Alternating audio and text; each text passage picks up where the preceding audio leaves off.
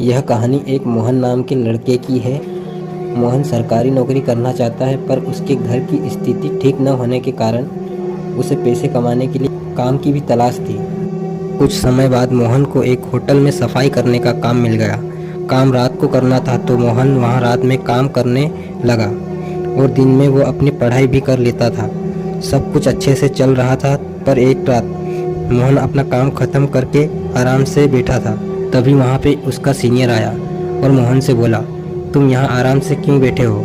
इस पर मोहन ने जवाब दिया, सर मैं अपने कमरों की सफाई कर चुका हूँ, इसलिए बैठा हूँ। सीनियर ने कहा, नहीं, आज तुम्हें होटल के ऊपर की मंजिल पे 4 कमरे हैं, उनकी भी सफाई करनी है, जाओ। इतना कहकर सीनियर वहाँ से चला गया। फिर मोहन अपने काम पे लग गया। उसने 3 कमरों की सफाई कर दी।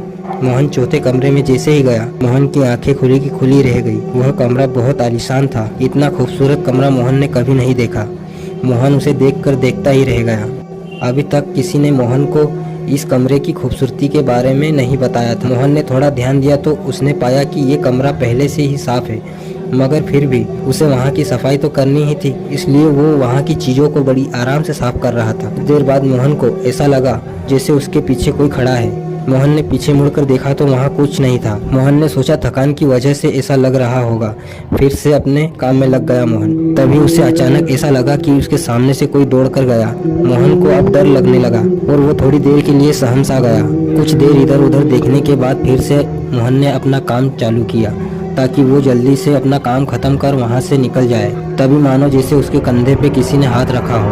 मोहन अब घबरा के चिल्लाते हुए उस कमरे से भागने लगा। तभी मोहन का गला किसी ने जोर से पकड़ लिया और वो भाग नहीं पा रहा। इतनी देर में सीनियर मोहन की आवाज़ सुनकर वहां पहुंच गए। उन्होंने मोहन से पूछा, क्यों चिल्ला रहे थे? गले पे दबाव की वजह से मोहन कुछ बोल नहीं पा रहा। उसके सीनियर उसे कमरे से बाहर ले गए और पानी पिलाया। तब मोहन ने बताया उसे इस कमरे में कुछ अजीब सा महसूस हुआ, ऐसा कि जैसे कोई उसका गला दबा रहा हो। इतना सुनते ही उसका एक सीनियर उस पर चिल्लाया और बोला, तुम्हें रात को इस कमरे में सफाई करने किसने कहा? इस कमरे में कोई भी अकेले नहीं आता और इस कमरे की सफाई भी दिन के समय की जाती है। तब मोहन ने कहा, मैं अपना काम खत्म करके बैठा था, तभी एक सर आए, उन्होंने ही मुझे इस कमरे में भेजा, इसलिए मैं इस कमरे की सफाई करने के लिए आया।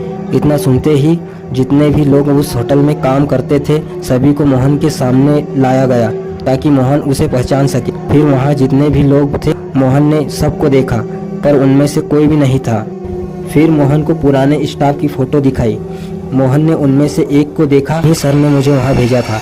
इतना सुनते ही सारे लोग डर गए, क्योंकि मोहन ने जिसकी फोटो दिखाई 1 महीने पहले उसी कमरे में सफाई करते वक्त उस व्यक्ति की मौत हो गई थी। फिर मोहन के सीनियर ने उस कमरे के बारे में बताया। करीब 1 साल पहले उस कमरे में पति पत्नी रुके थे और रात को पति ने ही पत्नी की हत्या कर दी थी।